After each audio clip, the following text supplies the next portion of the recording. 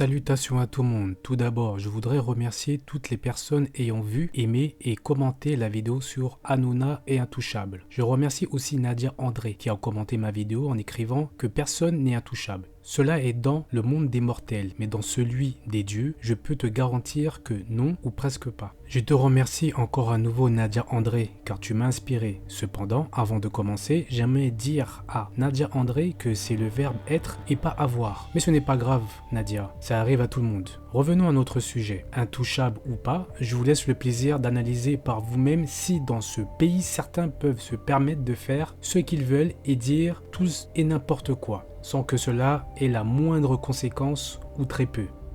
Tout d'abord, revenons à la fois où Hanouna s'est permis de dire ceci. Si tu veux m'attaquer, fais comme tout le monde, attaque-moi sur les réseaux. Quand tu es face à face avec moi, ou quand tu sais que tu es dans la même ville que moi, ferme ta gueule. Alors il y a des gens qui sont loin parfois, ils font les malins, mais quand un jour à Paris, on verra comment ça se passera. Voilà les...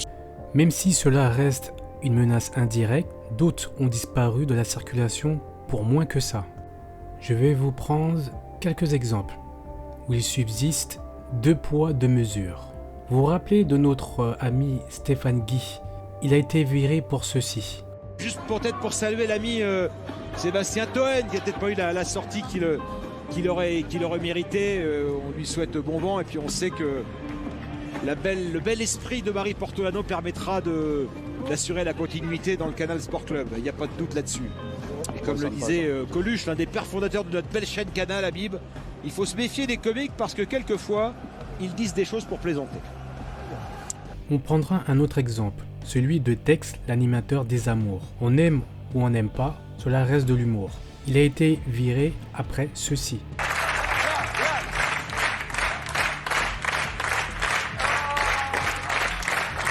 Comme c'est un sujet super sensible, je l'attends. Les gars, vous savez ce qu'on dit à une femme qui a déjà les deux yeux au beurre noir? Elle est terrible celle-là. On lui dit plus rien, on vient déjà de lui expliquer deux fois. Oh là. Merci Tex. Demain, ce sera moi l'invité assis ici. Pourquoi on ne vous voit plus sur C8? Pourtant, c'était sympa votre émission. Ce qui est ironique pour cette situation, c'est qu'elle se passe sur le plateau de TPMP. Et à contrario, il existe des cas où les personnes sont bizarrement intouchables. Je prendrai l'exemple de Monsieur Cohn-Bendit, qui est parfois sur les plateaux de télévision. La sexualité d'un gosse, c'est absolument fantastique.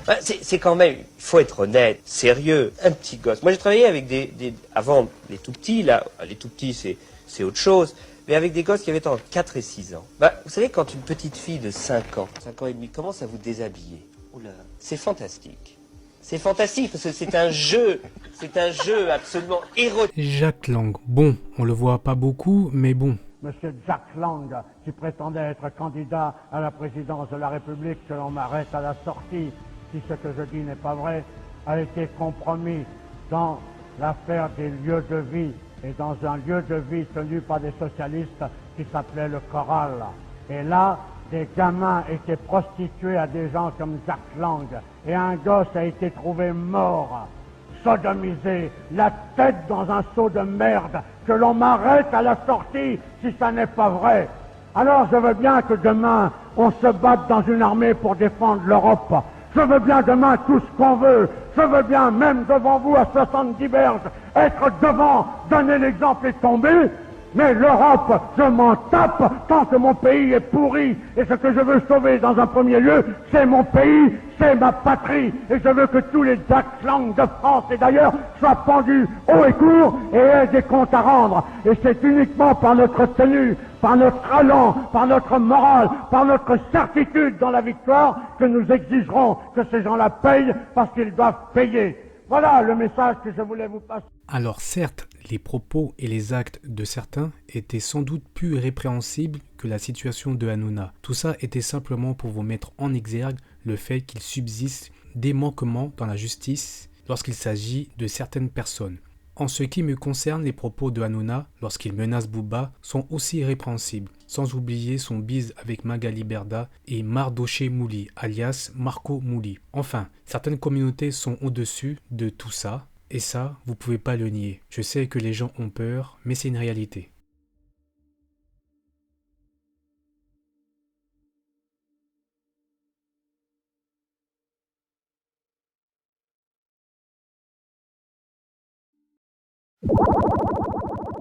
I'll be back. I'll be back. I'll be back.